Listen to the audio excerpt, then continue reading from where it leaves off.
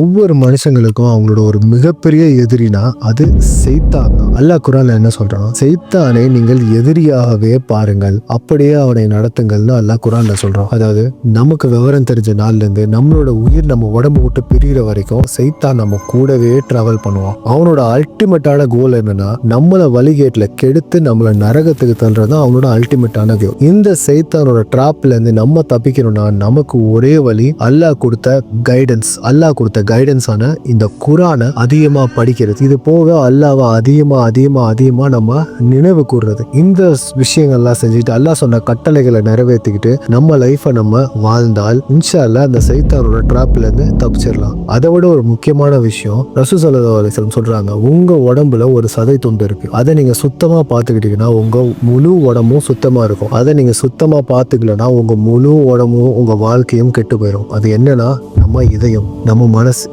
மனசை நம்ம மூச்சு இருக்கிற வரைக்கும் நம்ம சுத்தமா வச்சு விட்டோம்னா ஒவ்வொரு கெட்ட எண்ணங்கள் தீய எண்ணங்கள் வரும்போது நம்ம மனசை நம்ம அதுக்கு இடம் கொடுக்காம நம்ம அல்லாஹ்வுக்கு பயந்து அதை நம்ம கரெக்டா பார்த்துக்கிட்டோம்னா இன்ஷா அல்லாஹ் எந்த ஒரு சைத்தானோட தீங்குல இருந்தும் நம்ம பிடிபடாம நம்ம இன்ஷா அல்லாஹ் தப்பிச்சு நம்மளோட அல்டிமேட் கோலான சொர்க்கத்துக்கு இன்ஷா அல்லாஹ் போய் ரீச் ஆயிடலாம்.